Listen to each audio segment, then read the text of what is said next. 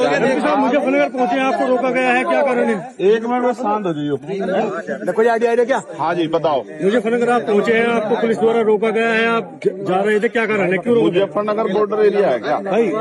जो मुजफ्फरनगर में कोई किसी के दुख में शामिल नहीं होने जा सकता है भाई। पुलिस का काम है अपराध रोकना, किसी के दुख को जो कोई बांटने जा रहा है उसे रोकना पुलिस का काम नहीं है। मैं सोनू कश्यप जी, जो जिस भाई की हत्या हुई है, जिसको जला के मार दिया, उस माँ को मैंने तड़पते हुए देखा, उसकी बहन को मैंने बड़ी को तड़पते देखा। उन्होंने कहा कि हमारा अकेला सहारा था, वो हमसे छूट गया। मैं भाई का फर्ज निभाने के लिए, उनके आंसू पूछने, एक बेटा बनने के लिए वहां जा रहा था। ये मेरा फर्ज भी है। चुनाव के समय तो हर कोई जाता है वोट मांगने के लिए, तमाम तरह की मीठी मीठी बातें करने के लिए। दुख में जो साथ खड़ा वही अपना होता। मैं अपना होने का फर्ज निभाने जा रहा था, मगर मुझे पता लगा कि यहाँ अचानक से हमारे सम्मानित जो अधिकारी, उन्होंने ट्रैक्टर ट्रॉली रोक के वो मेरे सामने आ गए। अब वो मुझसे कहना कि आप नहीं जा सकते। मैं ये पूछना चाहता हूँ कि भाई क्यों नहीं जा सकता हूँ? घटना यहाँ की नहीं है, घटना मेरठ में हुई है। क्या किसी परिवार को उत्तर प्रदेश में, जो पिछड़े वर्ग का परिवार है, कमजोर वर्ग का परिवार है, क्या उसको सांत्वना देना भी अपराध हो गया? तो मुझे सारी बात में एक चीज समझ आई है कि मैं राजनीतिक अछूत हो गया हूँ यहाँ उत्तर प्रदेश में। मैं किसी पीड़ित की आवाज नहीं उठा सकता। मैं आवाज उठाने जाऊंगा तो मुझे बंद किया जाएगा।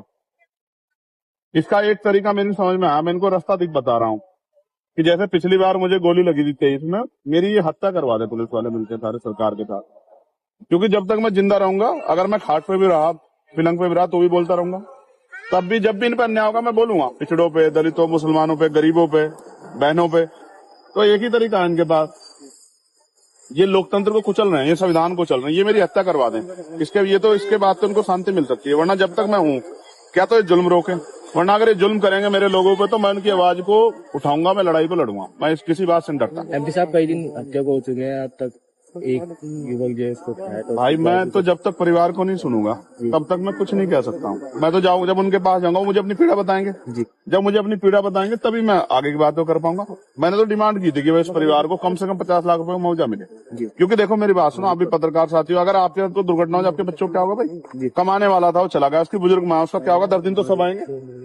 तो उसको 50 लाख रुपए मदद दो, एक सरकारी नौकरी मिले, और सबसे इम्पोर्टेंट है इस घटना की सीबीआई जांच हो। यही मांग उठा रहे हो। अब आप पीड़ित के यहाँ जाएंगे या यहाँ से वापस जाएंगे? आप बताओ मुझे। मैं जैसे आगे बढ़ूंगा तो मीडिया वाले कहेंगे पुलिस वाले लड़ रहे हैं, तो मैं शांति से बड़े अधिकारियों को कह रहा हूँ कि वो मुझे अपनी गाड़ी में ले चलें जी, मोटरसाइकिल पे ले चलें। मैं अपने सब साथियों को वहीं रुके, मैं अकेला आदमी जाकर उनकी बात सुन के और उसको आगे आपके सामने बता दूं। इसके अलावा बताओ रास्ता क्या है लोकतंत्र में? अगर लोकतंत्र में चुनाव प्रतिनिधि जनता के बीच नहीं जाएगा, औरों की दिक्कत है कि नेता जाते नहीं है, मैं जा रहा हूँ तो मुझसे दिक्कत ये है कि वो क्यों जा रहा है। तो भाई और लोगों की मदद नहीं करना चाहता, मैं तो करना चाहता हूँ, तो मुझे फांसी चढ़ा दो, यही रास्ता है इनके पास। मेरा कोई अपराध हो तो आप बता दो भाई, मुजफ्फरनगर के पत्रकार साथी, मेरा कोई अपराध हो तो? क्या किसी के दुख में जाना, कल आपके कुदरत न करे आपके यहाँ दुख हो जाए, अगर आपके यहाँ कोई दुख में आता है उसको रोक लिया जाए, कैसा संदेश जाता है? तो जाएंगे लौटेंगे। यार मैं आदमी बड़ा स्पष्ट हूँ, मैं कानून का पालन करता हूँ, संविधान का।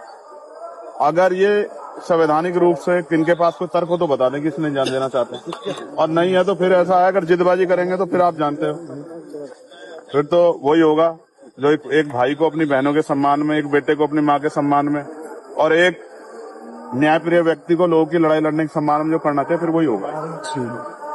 ठीक है भाई। वो पूरा परिवार